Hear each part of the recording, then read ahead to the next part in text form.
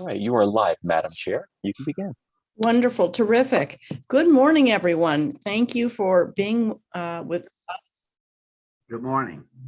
Good morning, and thank you for being with us again today. Let me ask all board members to please go off mute just for the moment now so that we can prepare for roll call. But before Charissa takes roll, I want to say a special welcome to our new faculty liaison, Dr. Amanda Morris from Kutztown University. Dr. Morris, welcome. We're so delighted you're with us. Dr. Morris was elected by the Faculty Council to succeed Dr. Jamie Phillips as chair of the council, and therefore she also serves as our faculty liaison to the Board of Governors. It's a non-voting role, but it's extraordinarily important, and we really appreciate the value of having the faculty voice and perspective at our table. So welcome again, Dr. Morris. Okay, let me now ask Charissa to take roll. All right, great, thank you. Governor Bogle. Here. Representative Briggs. Here. Governor Gindelsberger. Present. Designee Tara Williams. Here. Senator Martin. Designee Terry Trago. Governor Mazur. Governor Moskowitz. Here. Designee Tanya Garcia.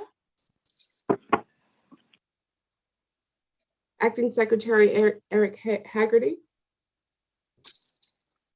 Representative Roy. He's here. He's here. I see. You're on mute, Mr. Representative Roy. Governor Roberts. Here. Senator Schwank. Here. Governor Scott.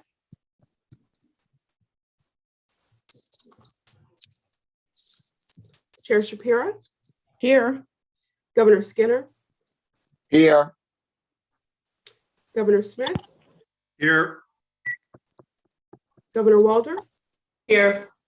Governor Weaver. Here. Governor Yeomans. Here. And Faculty Liaison Amanda Morris. Here. Thank you. We have a quorum. Thank you. Wonderful. Thank you so much. So before we begin, we will hear public comment. I'll ask Randy to moderate this portion of the meeting. Sure. Thank you, Madam Chair. For any members of the public who wish to offer comment, who are on the public comment line, please press *9, and that will raise your hand on the phone. Give a moment for that. *9 if you are on the public comment phone line. Okay, Madam Chair, I see no hands raised. Thank you. All right. Thank you, Randy. Let me now welcome any comment from our statewide union leaders. And I think we have Dr. Martin on. Terrific. Thank you, Randy. Chairman Shapiro, Chancellor Greenstein, governors, university presidents, and guests. I realized that at the last Board of Governors meeting, I stated that those would be my final comments to all of you, and I truly thought that they would be. However, when I saw the agenda for today's special meeting, I thought it imperative to provide brief remarks about the item regarding the appointment of a permanent president at Shippensburg University. I want you to understand that these comments are in no way directed at the individual selected, but rather at the search process leading to the selection. It's important to consider first the radical changes that have occurred in presidential leadership at our universities. Over the last couple of years, 8 university presidents have retired, resigned to take new positions, were reassigned to the office of the chancellor, or appointed the interim presidents at other universities. This list includes President Welsh at East Stroudsburg, President Jones, California, President Carter at Shippensburg, President Huang at Edinburgh, President Pignatello at Lock Haven, President Hanna, the Bloomsburg president, has been interim at Lock Haven and Mansfield, and soon to be Commonwealth. We're in support of all. Can we please put our phones on mute while we have speakers. And Thank you. Thank you. President Pearson was at Clarion and moved to Edinburgh in California, soon to be Penn West, and President Patterson, who went from Mansfield to Shippensburg. These changes involved 3 women presidents, Presidents Carter, Jones, and Welsh, who left the system, and 2 of them were women from historically marginalized groups. At present, only 1 woman president remains. 9 of the 10 university presidents as of July 1st are men, and only 2 of them are from historically marginalized groups, and only 2 others have ethnically diverse backgrounds. The remaining are white men. The appointment of a president at a university is an important and significant decision, as the president sets the strategic plan for the university, leads fundraising efforts, and is the face of the university, to name just a few things for which they are responsible. At a number of Board of Governors meetings, the importance of diversity, equity, and inclusion on our college campuses has been emphasized. This includes strengthening curriculum to include DEI elements and diversifying faculty, staff, and I would like to think leadership teams at our universities, including our presidents. In fact, these goals have been referred to as a guiding principle or North Star to which we all should be committed. The Board of Governors Policy 1983-13A lays out the process for recommending presidential appointments and the procedure for accomplishing such. I will not read that policy in its entirety, but want to highlight one important element of the procedure that is outlined to implement it. Procedure C1 states, the Chancellor is directed to create procedures and standards to comply with this policy. Such procedures and standards shall support the generation of diverse candidate pools. It does not appear as if this procedure was followed. An announcement of the opening of the president of Shippensburg was never posted, so in other words, no national search occurred. Absent a national search, it's not possible to generate a diverse candidate pool. Because of that, it's impossible to consider the appointment of a person from a historically marginalized group or someone from an ethnic background or a woman. We all know why diversity is so important. It's critical to helping us explore new ideas, exposing us to different perspectives and experiences. Diversity promotes critical thinking and broadens and enhances our understanding of the world. The fact that our leaders of our universities have become less diverse is troubling, and I think it's important to question why this has occurred. It further is important to ponder if these decisions align with the guiding principles that have been outlined by the Board of Governors. Further, if the board truly believes that diversity is important for our system as a whole, there should be caution about disregarding its own policies. When the board does that, it undermines the authority and forces others to question the legitimacy of its governance. I thank you for your time, and I apologize for not being able to remain for the rest of the meeting, as I have another meeting that was previously scheduled that I must attend. But thank you, Chairwoman Shapiro. All right, thank you very much, Dr. Martin, for your comments. I'm going to get to the business of the board meeting now. We are here today for one action item, and that is to vote on the selection of the next president of Shippensburg University. As we know, the selection of a new president is a unique opportunity for the entire campus community and the leadership of the state system to come together to help shape the future of the institution, and I would say of the state system in addition to that. In accordance with our policy, the process began on campus with the formation of an inclusive, diverse, and cross-representative search committee that was made up of students, faculty, staff, alumni, and others. Their first task was to work together to identify what the university needed in its next president, what the leadership skills and traits were that would align with the future trajectory of the university.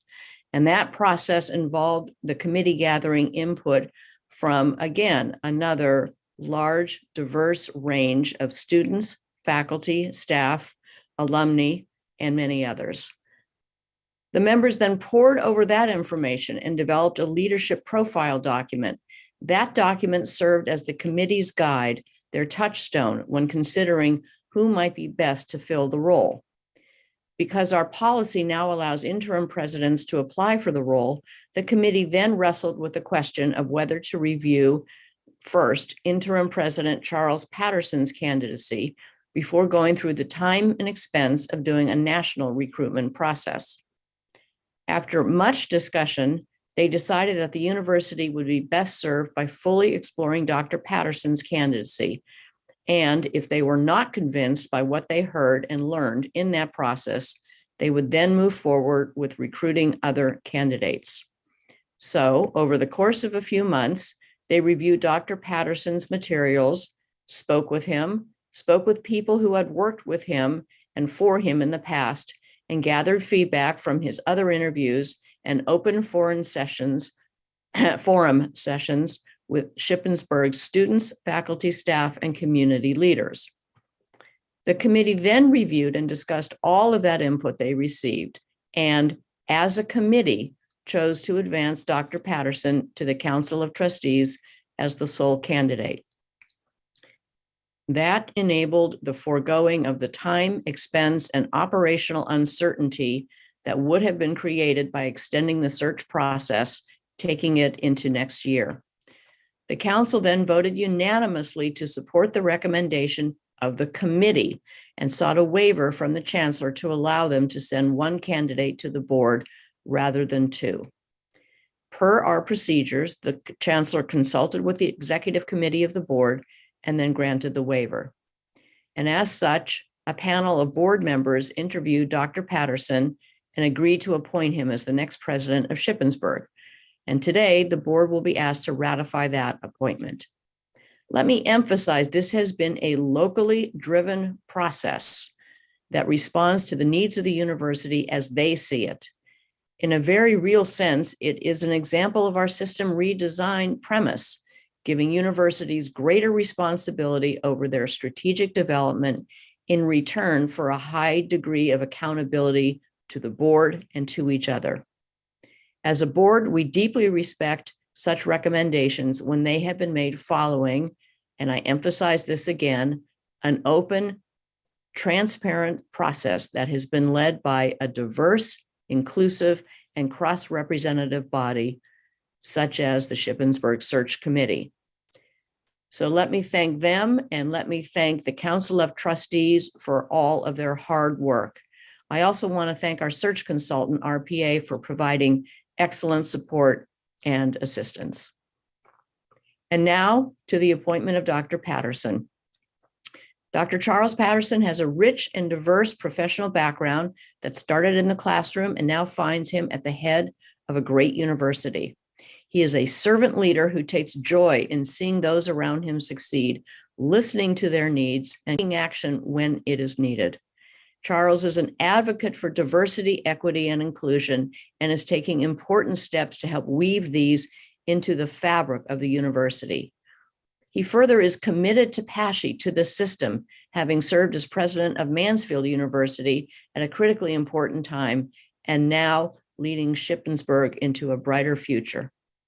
So without further ado, I move that the Board of Governors approves the appointment of Charles Patterson as president of